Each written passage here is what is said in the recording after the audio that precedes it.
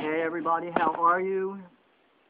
This is Prince Truth Chaser, Paul, and I am here today interviewing Sofia-smallstorm. How are you, Sophia? Very well, thank you, Paul.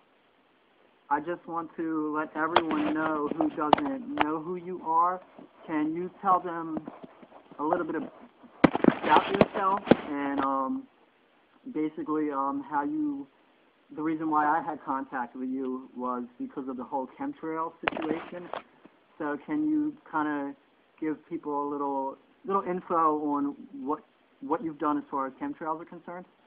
Yes, I have the website aboutthesky.com, and I also did a talk at ConspiracyCon last year on the subject of chemtrails. The title of that, you can see it on YouTube. It's an hour talk. There's a ton of visual material that shows along with the talk. So it's titled From Chemtrail to Pseudo-Life, the Dark Agenda of Synthetic Biology. But if you just type in From Chemtrail to Pseudo-Life, or even just From Chemtrails, you'll get it. Okay. And I think that's why this talk has gotten such a lot of hits, is because I lay out in that kind of a deeper, bigger picture to the chemtrail scenario, that it goes beyond weather modification. It goes into something called synthetic biology, which is the introduction of man-made materials on very small scale that are being found in our tissues and in our environment, and that these materials may actually have the capability to alter the very integral structure of living things. That's where I get the word pseudo-life.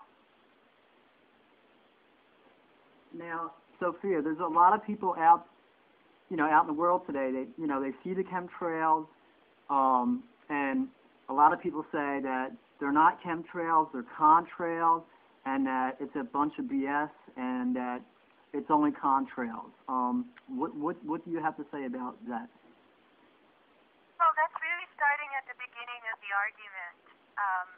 NASA and the news media are admitting now that for some weird reason, jet contrails stay in the sky and they feather out and they make a cloud mass. They call this jet cirrus or man-made cirrus. And those who have looked further into the contrail phenomenon have discovered that contrails can't linger. I explain why in the talk. I don't want to spend the time on the interview going into the details. Right.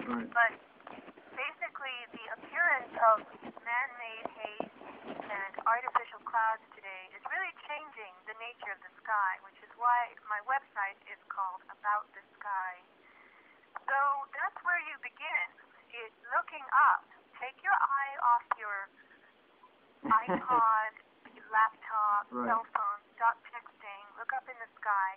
And the tragedy is that most people don't even remember what a real cloud looks like. Very true. Real clouds should be puffy, right? Very true. They come in layers as well, but I explain in the talk all about the natural cumulus, natural cirrus, natural stratus clouds, and we're not seeing a lot of that today.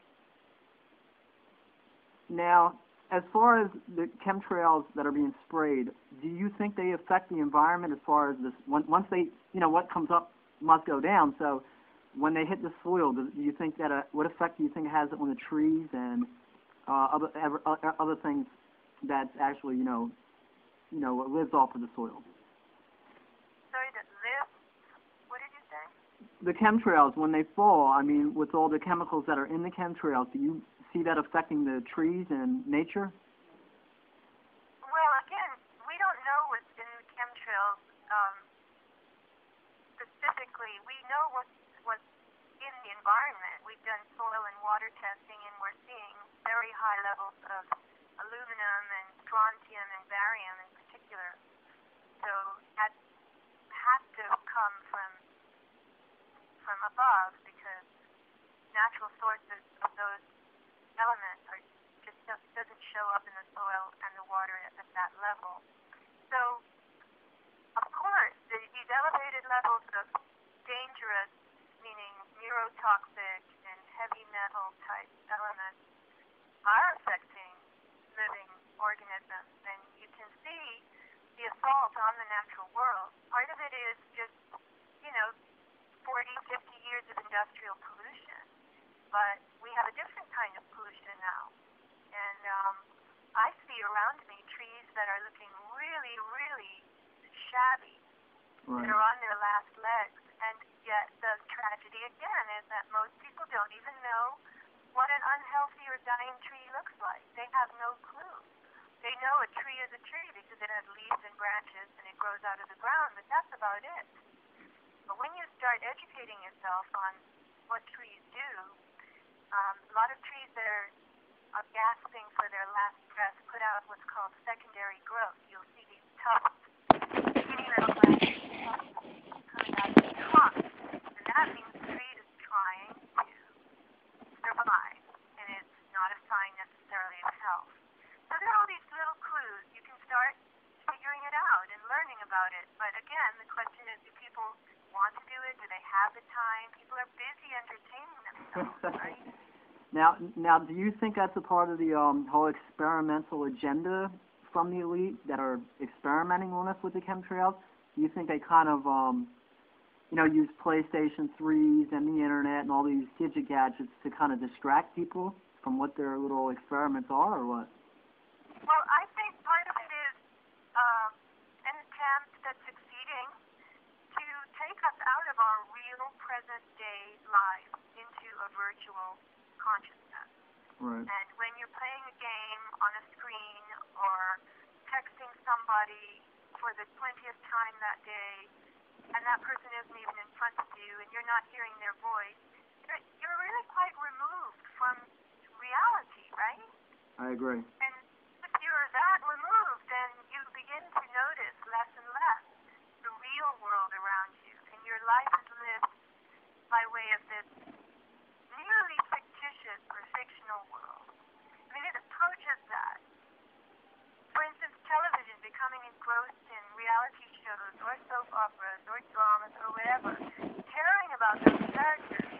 This is all an aspect of mass mind control, the changing of our psychology, Right. the changing of the nature of who we are.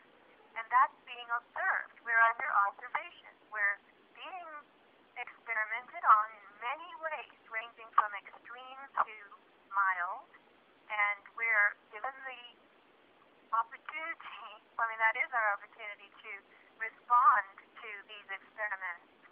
And all of that is observed. Data is being collected. Right. I think it makes a lot of sense.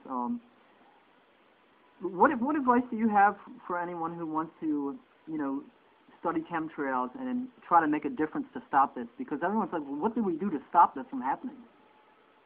Well, honestly, I don't think it's going to stop. It hasn't yet, and most people aren't even aware of it and don't seem to mind.